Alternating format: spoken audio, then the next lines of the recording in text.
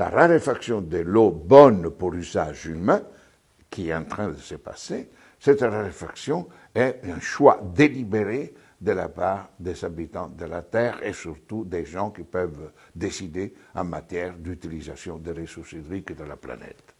C'est la responsabilité des États et c'est la responsabilité des grandes entreprises.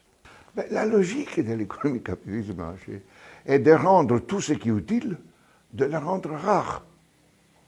Parce que si c'est rare, eh bien, ça vaut davantage. Si l'eau est accessible à tout le monde, ben on ne peut pas faire beaucoup de profit. La totalité de l'eau prélevée dans le monde, encore aujourd'hui, 80% de tout le prélèvement qu'on fait des eaux de surface ou des nappes, etc., eh bien, c'est pour l'agriculture. L'agriculture pour la population locale? Non. On fait l'agriculture pour l'exportation. Donc alors, tu utilises l'eau, non pas pour faire vivre tes gens, mais utilise l'eau pour faire vivre les entreprises étrangères qui viennent faire des plantations de bananes, des plantations de légumes hivernales, etc., etc.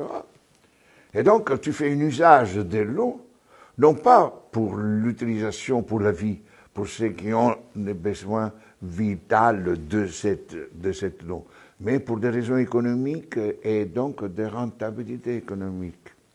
C'est pour cela qu'encore aujourd'hui, on continue à faire ce qu'on appelle l'accaparement des terres.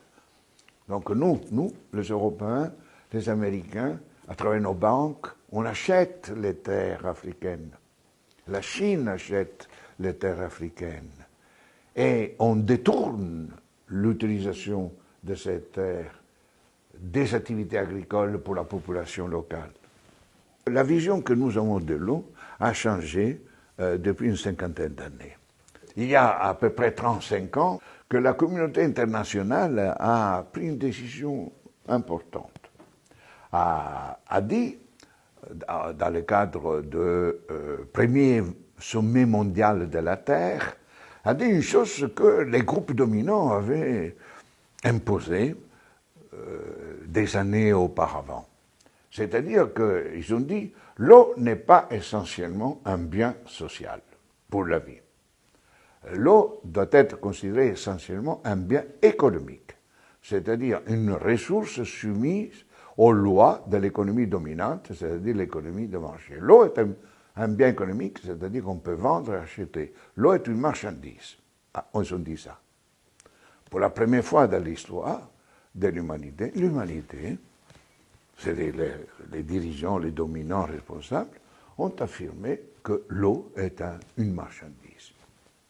Et que donc, une marchandise est soumise aux règles de l'économie de marché. Et donc, ils ont dit, la valeur de l'eau ne dépend pas par rapport à la vie. L'eau est considérée désormais comme un bien appropriable, utilisable à but lucratif. Tu veux l'eau, je te la donne, mais tu m'en payes.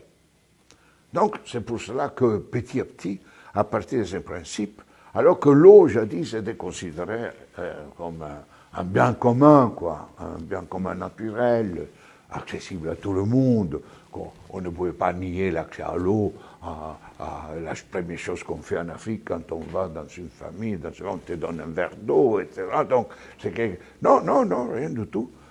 Maintenant, on considère l'eau qui est une marchandise sur les marchés, dans les marchés. Et ce principe-là est à l'origine de la guerre. Et donc, l'eau est devenue une ressource comme le pétrole. On a l'or noir, le pétrole. Hein. L'eau est devenue l'or bleu du XXIe siècle.